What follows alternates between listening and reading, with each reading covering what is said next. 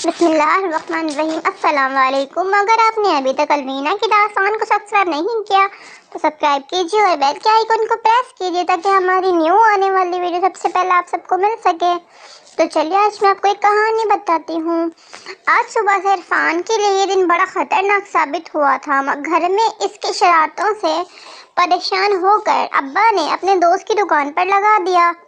परचून की दुकान का इरफान को कोई खास तजर्बा न था। अपनी ओट पटांग हरकतों से दुकान के मालिक को नुकसान पहुंचाकर वो पिटाई खा चुका था।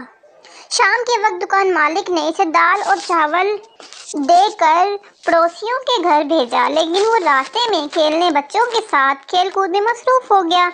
जब रात की स्याही पड़ी तो इरफान को दुकान और घर में ख्याल आया। वो बुरी तरह चौंका। जिस जगह इसने दाल और चावल रखे थे मगर अब वहाँ नहीं रखे थे। शायद कोई शरारती बच्चा ले उड़ा था। दुकान मालिक के डर से इरफान ने दुकान के बजाय घर का रुख करना मुनासिब समझा।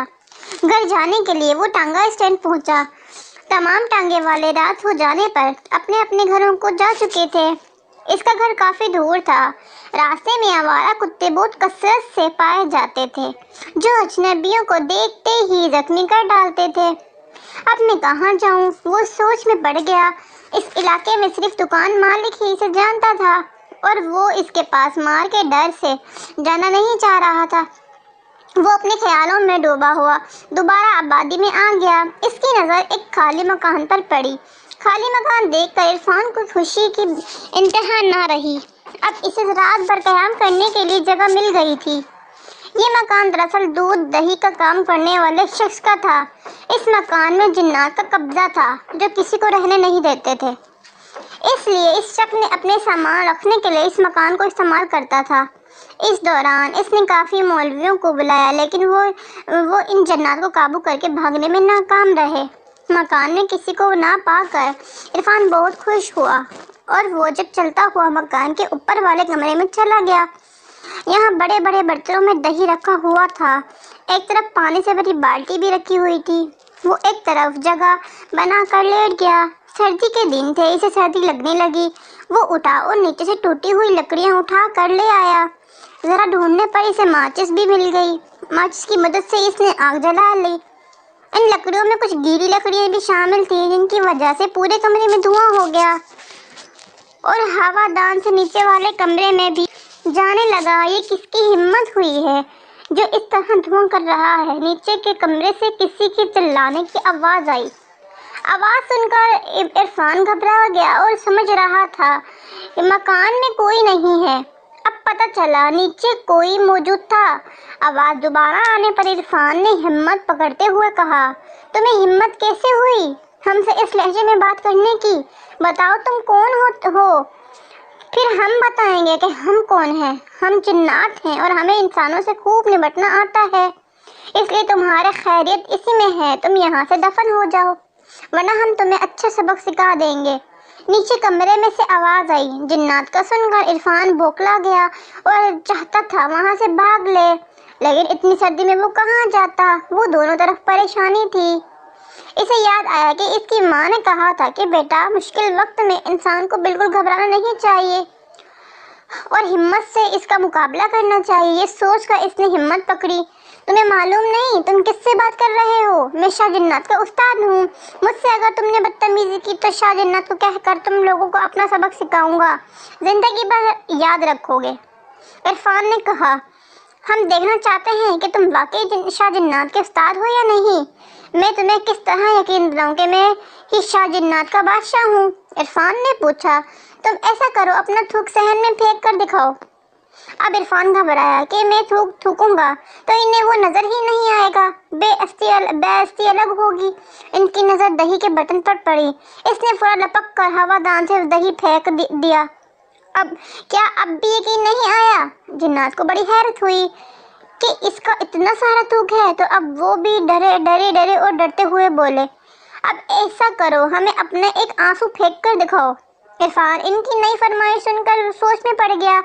भला ये भी कोई बात है, आंसू दिखाओ। इसने बाल्टी की तरफ देखा जो पानी से भरी हुई थी। वो बाल्टी इरफान ने उठाई और इसका पानी हवादान से फेंक दिया। इतना पानी देकर वो घबराए। फिर भी इन्होंने अपना शक दूर करने के लिए कहा, हमें यकीन आ गया है, अब तुम हमें एक और सबूत दो ताकि हम समझें कि वाकई तुम शाह जिन्नात के उस्ताद हो। वो क्या फरमाइश है तुम्हारी? तुम कोई ऐसा चीज फेंको जिससे हम डर जाएं। जिन्नात की ये फरमाइश सुनकर इरफान सोच में पड़ गया कि मेरे पास भला ऐसी क्या चीज हो सकती है जिससे ये लोग डर जाएं। वो इनकी फरमाइश पूरी करने से कासिर था, इसलिए बेहतरीन नहीं समझा कि अब जान बचाकर भाग जाना चाहिए। सहन में दरख्त था, खामोशी से दरख्त पर चढ़कर दूसरे मकान की छत पर कूद कर वो छतों छत जहाँ से फरार हो सकता था। ये ख्याल आते ही इसने जिन्नात को हुक्म दिया, मैं ये फरमाइश भी पूरी कर सकता हूँ, इसके लिए तुम अपने कमरे का दरवाज़ा बंद कर लो। ठीक है, हमने दरवाज़ा बंद कर दिया है। जिन्नात ने दरवाज़ा बंद कर लिया। इरफान ने सहन में झांक कर देखा, जिन्नात ने वाकई ही कमरे का दरवाज़ा बंद कर लिया था। इसने बाहर के दरवाजे की तरफ देखा, वो भी बंद था। अगर वो दरवाजा खोलता तो आवाज सुनकर जिन्नात जरूर समझ जाते वो भाग रहा है, इसलिए वो लपक कर इसे पकड़ लेते और जो हशर करते वो देखने के काबिल होता। इसलिए बेहतर यही था कि दरख्त के जरिए ही फरार हुआ जाए। अभी वो दरख्त पर चढ़ने ही वाला था कि इसकी नज़र भेड़ों के छत्ते पर पड़ी। भेड़ों इन्हें देखते ही इरफान को ख्याल आया। इसने एक कपड़ा लिया और इसके वो छत्ते बंद कर लिया और इसे लेकर वो कमरे में आया। लो, वो चीज़ नीचे फेंक रहा हूँ। ये कहते हुए इरफान ने वो कपड़ा हवादान के जरिए नीचे फेंक दिया, फेंक कर और अपना हवादान बंद कर लिया। भेड़ें ऊपर ना आ सकी। भेड़ों ने कपड़े से आज़ाद होते ही जिन्नात पर हमला कर दिया। वो अचानक इस हमले से घबरा गए और कमरे का दरवाज़ा खोलकर भाग खड़े हुए और कहते जाते थे, हमने मान लिया तुम शाह जिन्नात के उस्ताद हो, इस बला को रोको। भेड़ों ने दूर तक इनका पीछा न छोड़ा। जब वो निकल गए तो इरफान ने इत्मीनान का सांस लिया। सुबह के वक्त वो देर तक सोता रहा। मकान मालिक इरफान को देखकर हैरान रह गया। अरे तुम रात भर यहाँ कैसे ठहर गए? क्या तुम्हें जिन्नात ने तंग नहीं किया? तंग करने की कोशिश बहुत की, मगर मैं इनसे मार भगाया, इन्हें ऐसा सबक सिखाया, वो अब कभी डर कर रुक नहीं करेंगे। क्या तुम सच कह रहे हो? मकान मालिक ने हैरत से इसकी तरफ देखा। मेरा यहाँ सोना और राख का ठहर इस बात को गवाही नहीं दे रहा कि मैंने रात भर कयाम किया है, इरफान ने कहा। हाँ, मैं ये देख रहा हूँ, लेकिन इतने खतरनाक किस्म के जिन्नात को तुमने शिक्षा दी कैसे दी? अकल हैरान है। मैं चलता हूँ, अगर फिर कभी ये जिन्नात इधर का रुख करें तो सुनो, परचून वाले से मेरा पता मालूम कर लेना। इरफान ने कहा, मैंने आलमों और जादूगरों को बुलाया मगर कोई भी इन्हें भगा ना सका। कुछ रकम है, मेरी तरफ से खर्ची समझ कर रख लो। मकान मालिक ने अच्छी खासी रकम इसकी तरफ बढ़ाई।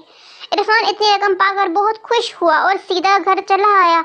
इतनी रकम देखकर इसकी अम्मी हैरान रह गई। इरफान ने खूब बढ़ा चढ़ा के वाक़े सुनाकर इन्हें यकीन दिला दिया। तब कहीं जाकर अम्मी को यकीन आया, वरना इसे मजाक समझ रही थी।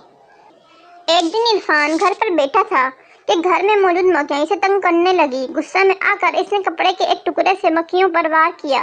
कई मक्खियाँ मर गई। इसने जब इन्हें गन्ना पूरी 50 निकाली, वो खुशी चीखा। एक ही वार में 50 हलाक। बाहर एक सिपाही गुजर रहा था। इसने जब सुना कि एक ही वार में 50 हलाक, वो चौंका। बराबर से गुजरते हुए एक शख्स ने इससे पूछा, इस घर में कौन रहता है जो कह रहा है एक ही वार में 50 हलाक? वो आदमी इरफान का जिन्नात को घर से भगाने वाला वाक़या सुन चुका था, इसलिए फौरा बोला, इस घर में एक लड़का जिसका नाम इरफान है, इसमें न जाने कैसे जादुई ताकत आ गई है। अभी इसने एक घर से जिन्नत को भगा दिया जिन्हें बड़े बड़े आमिल ना भगा सके। ये एक वार में 50 क्या 100 भी मार सकता है। ये कहते हुए वो आगे बढ़ गया। ऐसे बहादुर लोगों को हमारे महल में मुलाजमत होना चाहिए ताकि मुश्किल वक्त में ये लोग काम आ सकें। ये सोचते हुए वो महल में पहुंच गया और इसने इरफान की बढ़ा चढ़ा कर बादशाह के सामने तारीफ की। बादशाह भी सोच में पड़ गया, इसकी आयाम में ऐसे ऐसे बहादुर मालूम पड़े हैं और ऐसे कुछ इल्म ही नहीं है। बादशाह ने पूरा हुक्म दिया कि इस नौजवान को हमारे पास लाया जाए। बादशाह के सिपाही बादशाह का हुक्म मिलते ही इरफान के घर पहुंचे। इरफान सहन में मौजूद था। दरवाजे पर इसकी वालदा मौजूद थी। क्या वो लड़का यही रहता है जो एक ही वार में 50 आदमी को हलाक कर देता है? इरफान की वालदा ये सुनकर हैरान परेशान हो गई। नहीं भाई, आपको गलतफहमी हुई है, मेरा बेटा ऐसा नहीं कर सकता, वो बहुत शरीफ है। वालदा ने तेरे सिपाहियों को देख कर कहा। वो समझ रही थी कि शायद सिपाही किसी मुजरिम को गिरफ्तार करने आए हैं और किसी ने जिन्नात को भगाने वाले वाक़े से जल कर यहाँ का पता दे डाला है। इरफान दरवाजे पर इतने सारे सिपाहियों को देखकर घबराहट के मारे थर थर कांपने लगा। क्या तुम्हारे बेटे का नाम इरफान नहीं, और जिसने चंद दिन कबल जिन्नात को एक मकान से बाहर भगाया था? सिपाही ने फिर पूछा। जिन्नात का सुनकर इरफान को अब यकीन पूरा हो गया था कि वो इसे ही गिरफ्तार करने आए हैं। ये सोचते हुए वो डर से कपकपाते हुए सहन में बिछी हुई चारपाई के नीचे घुस गया। इसे अपने आप पर इस वक्त बहुत गुस्सा आ रहा था कि 50 मक्खियां मारकर वो इस जोर से चीखा ही क्यों था। अब इसे अपनी मौत यकीनी आने लगी थी।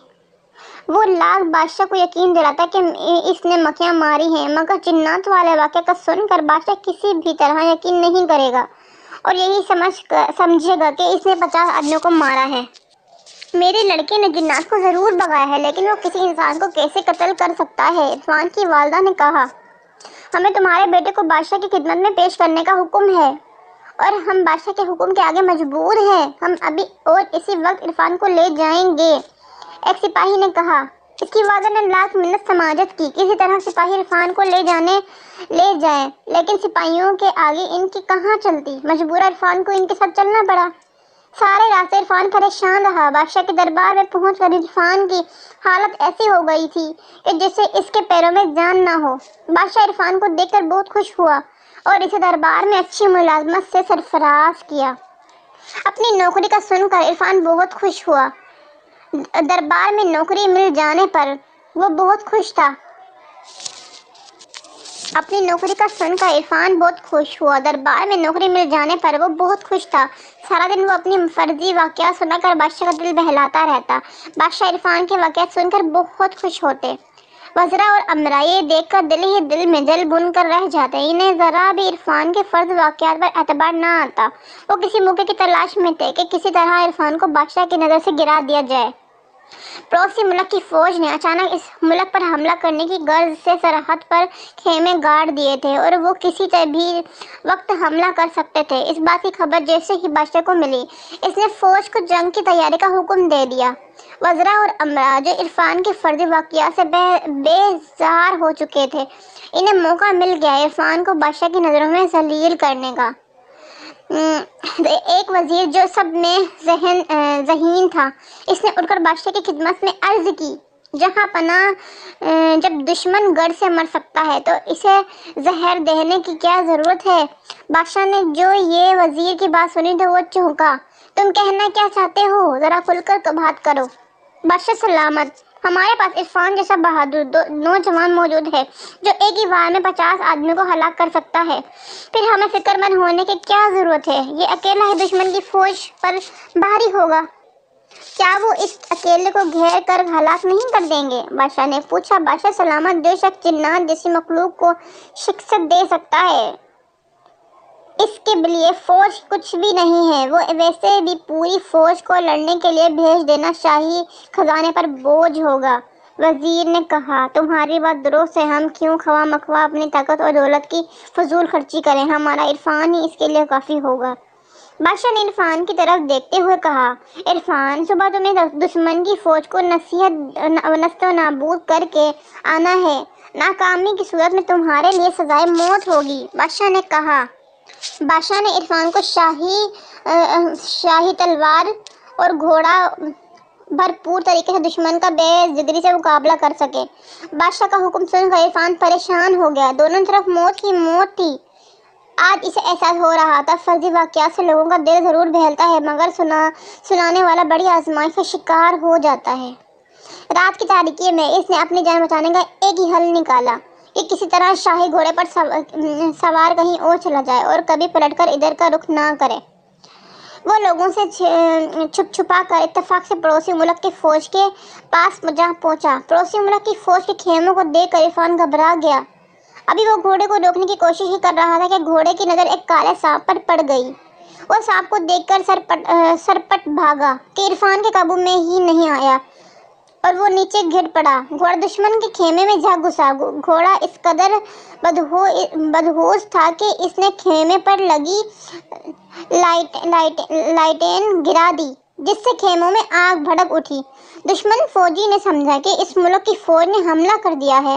वो अंधेरे में आपस में लड़ पड़े। इरफान ने जो तलवारें चलने की आवाज़ें सुनी, वो समझा कि शदीद इन्हें मेरे यहाँ आने की खबर हो गई है। वो भागकर एक दरख्त पर चढ़कर छुप गया। सुबह होने तक दुश्मन फौज के पास तमाम सिपाही मारे जा चुके थे। सिर्फ जो चंद बचे थे वो अपनी जान बचाकर वहां से भाग लिए। खेमे जलकर राख हो चुके थे। बादशाह के सिपाही जब वहां पहुंचे, मैदान साफ था। हर तरफ पड़ोसी मुल्क की फौज की लाशें ही लाशें थी। जिंदा फौजी कोई बाकी नहीं बचा था। सिपाही इरफान की बहादुरी के दिल से कायल हो गए। वाकई सुबह होने पर इरफान ने बादशाह के हुक्म पर अमल किया था। अपने सिपाहियों को देखकर इरफान की हिम्मत बंधी और दरख्त से नीचे उतर आया। सिपाहियों ने इसे देखकर कंधों पर उठा लिया और इसके नारे लगाते हुए दरबार की तरफ चल दिए। दरबार में इरफान के पहुंचने से पहले ही बादशाह तक इरफान का कारनामा पहुंच चुका था। वज़रा और अमरा भी हैरान और परेशान थे कि सुबह होते ही मैदान मार लिया। जरा भी देर न लगाई, लेकिन दिल में अब भी इनके शक था कि जरूर कोई न कोई चक्कर है, वरना अकेला आदमी पूरी फौज से किस तरह लड़ सकता है। बादशाह ने इस वाक़े से खूब खुश होकर एक सच्चे मोतियों की माला इसके गले में डाल दी। इरफान के अहदे को बढ़ाकर इसे वजीर बना दिया।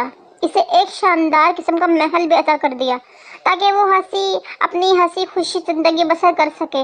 वज़रा और अमरा इरफान की इतनी इज्जत होता देखकर जल बुन कर रह गए और वो फिर बादशाह की नज़र से गिराने की नई तरकीबें सोचने लगे।